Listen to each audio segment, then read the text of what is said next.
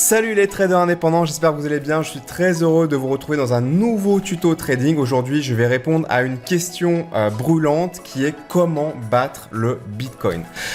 Dans ce tuto rapide et actionnable, je vais commencer par vous expliquer quelles sont les erreurs fondamentales typiques qu'on commet généralement quand on cherche à battre le Bitcoin. Et ensuite, je vous dévoilerai les deux seules façons de battre le Bitcoin et n'importe quel autre actif financier. On est parti.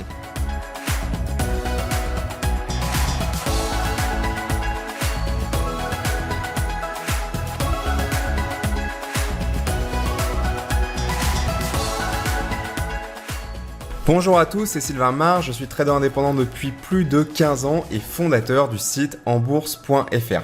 Avant de commencer avec ce tuto aujourd'hui, pensez bien à mettre un pouce bleu si vous voulez que je fasse plus de vidéos de ce type-là sur la chaîne YouTube. Abonnez-vous à la chaîne si ce n'est pas encore fait afin d'être notifié à chaque fois que je sors une nouvelle vidéo. Et enfin, si vous me découvrez aujourd'hui et que vous avez envie d'aller plus loin à la fin de ce tuto, eh bien, vous pouvez rejoindre la communauté des traders en bourse avec une formation d'initiation au trading que je vous offre et le lien sera en description.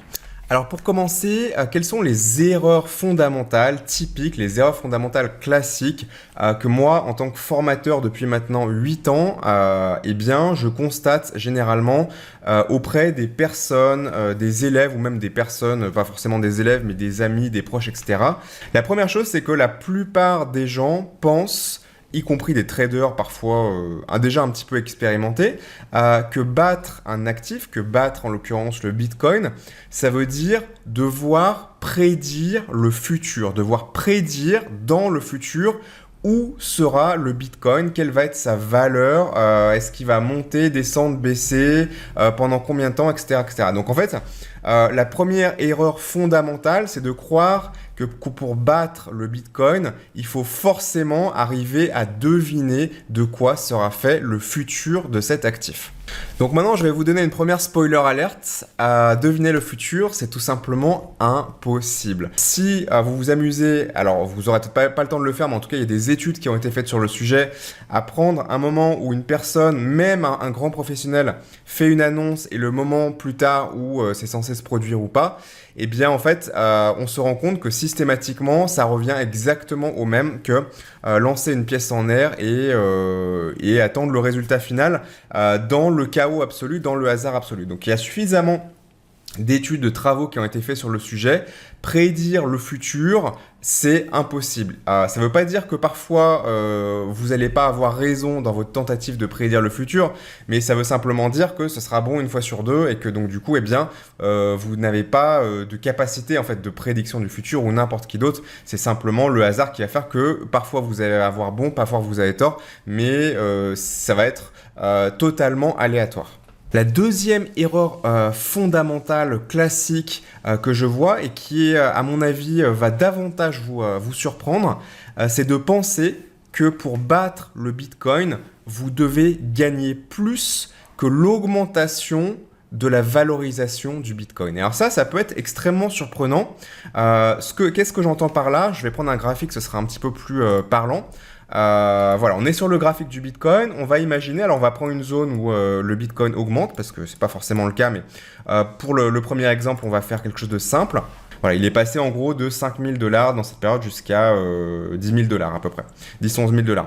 Donc, souvent, les gens pensent que pour battre le Bitcoin, et donc considérer qu'ils ont réussi en tant que trader ou réussi en tant qu'investisseur, c'est faire plus que la valorisation positive du Bitcoin dans la période. Donc en l'occurrence, c'est faire plus que 100%. Et s'ils ont fait moins que 100%, ils se disent finalement, ma stratégie d'investissement ou ma stratégie de trading du Bitcoin est mauvaise et j'ai perdu de l'argent puisque si j'avais simplement acheté le Bitcoin et que je l'avais détenu pendant cette période, j'aurais gagné plus d'argent en valorisation qu'avec ma stratégie de trading.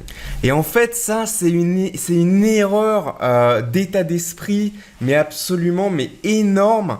Et je pense que ça va beaucoup vous surprendre. Pourquoi? Parce qu'en fait, penser ça dans une période de hausse Effectivement, on peut se dire, bah oui, si j'avais détenu le Bitcoin dans cette période-là, j'aurais gagné plus d'argent, donc je suis nul, ou alors ma stratégie est nulle ou mauvaise. Mais c'est oublier quand même quelque chose de fondamental. C'est qu'il y a des moments donnés où le Bitcoin il monte, et il monte vite. Il y a des moments donnés où il monte très doucement. Il y a des moments donnés où il est stable. Et il y a des moments donnés où il baisse, et il peut baisser même très fortement. Là, j'ai pris volontairement un exemple montant pour que vous compreniez un peu le piège de ce raisonnement-là. Mais prenons un autre exemple dans cette période-là, donc entre ce cercle-là et ce cercle-là. Et là, vous vous rendez bien compte que si dans cette période-là, vous aviez fait plus 10 ou 20%, alors que le Bitcoin s'est valorisé à plus 100%, on peut se sentir entre guillemets mal et se dire, bah, j'ai pas réussi à battre le Bitcoin. Par contre, si dans la période suivante, vous faites aussi plus 10 ou plus 20% avec votre stratégie de trading ou d'investissement ou d'arbitrage de crypto-monnaie ou de Bitcoin et que le Bitcoin lui a baissé, et ben là, les plus 10 ou 20%, ils n'ont pas du tout la même saveur ou la même sensation que vous pourriez avoir dans cette période-là. Et en fait, ce qui compte, ce n'est pas de surperformer le Bitcoin. Ce qui compte, c'est de gagner de l'argent régulièrement en tradant ou en investissement sur le Bitcoin sur le long terme. Donc les deux erreurs fondamentales, c'est la première, c'est de penser que pour battre le Bitcoin, ça veut dire que je dois prédire le futur du Bitcoin. C'est complètement faux et on verra pourquoi dans la deuxième partie de vidéo. Et la deuxième erreur fondamentale, c'est de penser que pour battre le Bitcoin, je dois gagner plus que sa valeur. Et en fait, comme je viens de vous le dire, pour battre le Bitcoin, il faut simplement gagner de l'argent régulièrement plutôt que ce que j'appelle faire tapis. Parce qu'effectivement, sur une période de forte hausse, vous avez fait moins que la valorisation de Bitcoin. Vous pouvez vous dire, je me suis planté. Mais en fait, si vous disiez, bah, si j'avais acheté le Bitcoin en bas et que je l'avais revendu en haut dans cette période de hausse, j'aurais gagné plus d'argent. Si vous tentez de le faire comme ça revient exactement à la même chose qu'au poker, faire tapis. Parfois, ça va marcher, vous allez gagner plein d'argent.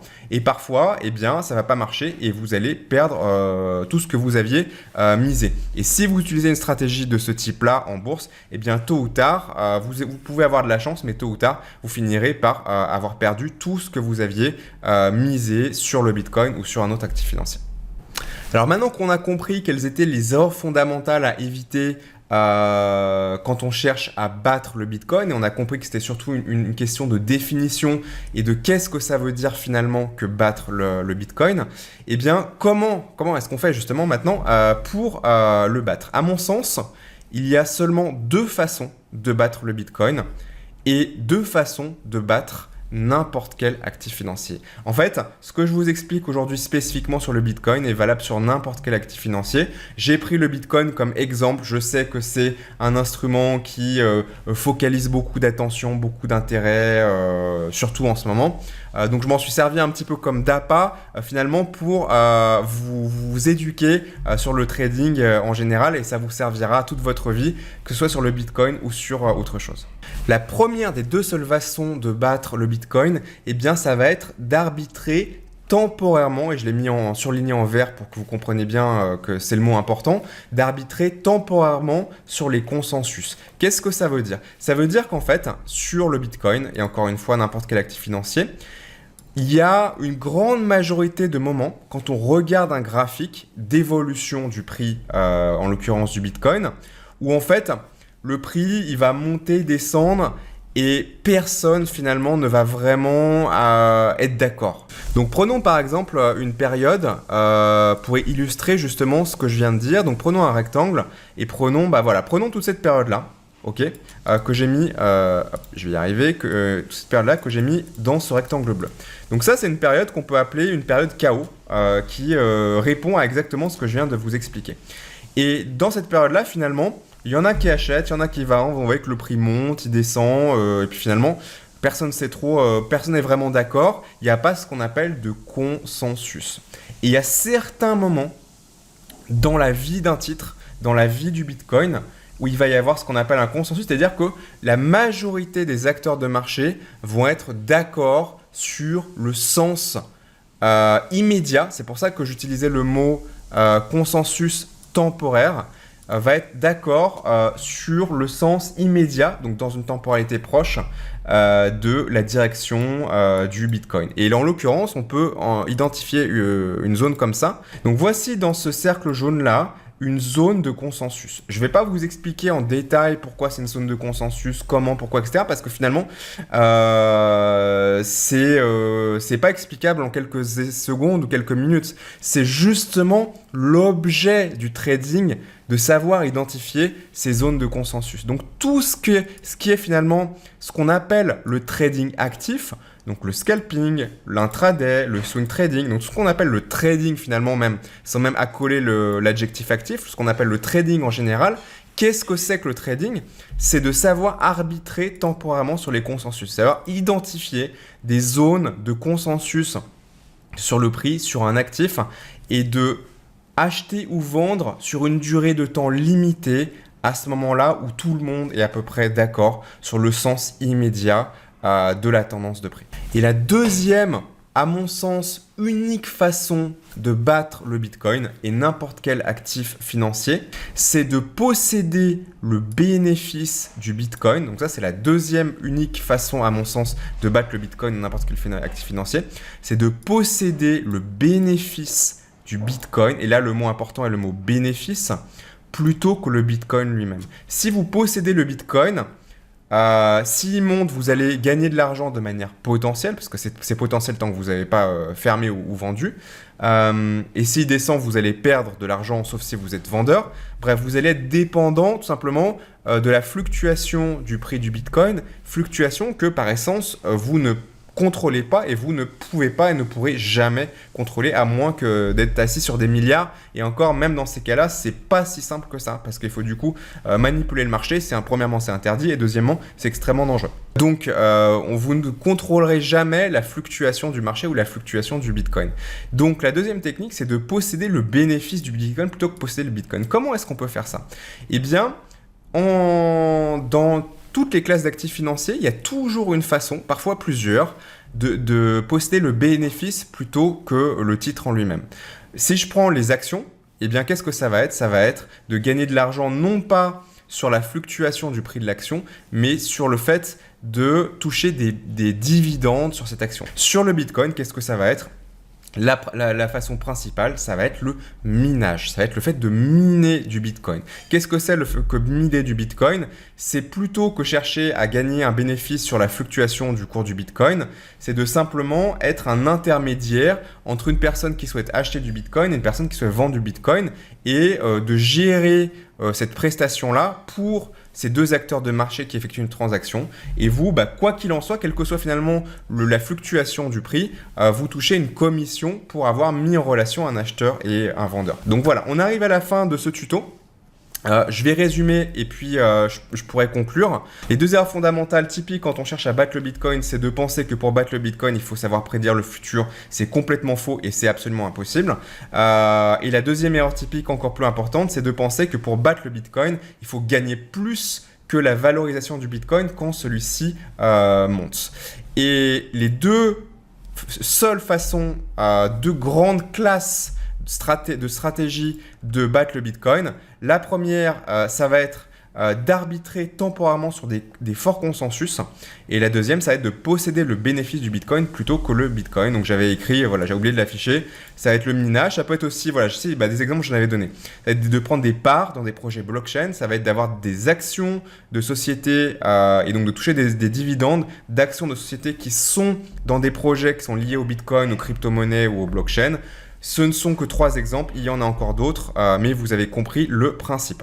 Voilà, si vous avez apprécié ce tuto trading et que vous souhaitez que je fasse plus régulièrement ce type de tuto, mettez un pouce bleu pour me le signifier juste en dessous de la vidéo. Abonnez-vous à la chaîne YouTube si ce n'est pas déjà fait pour être notifié à chaque fois que je sors une nouvelle vidéo. Et pour conclure, je vais remettre ma petite casquette Bitcoin. Si vous souhaitez aller plus loin avec le trading, moi j'ai 3 conseils à vous donner. La première, c'est que vous devez vous former, vous devez apprendre correctement auprès de professionnels des stratégies de trading. Vous devez rejoindre un groupe de traders parce qu'on travaille jamais seul et les traders n'échappent pas à cette règle-là. Et vous devez vous équiper avec des outils de pro si vous voulez avoir des résultats de pro. Ça, c'est tout simplement l'objet et la mission que je me suis donnée depuis 8 ans sur enbourse.fr. de vous délivrer des stratégies, de créer une communauté et de vous fournir des outils professionnels.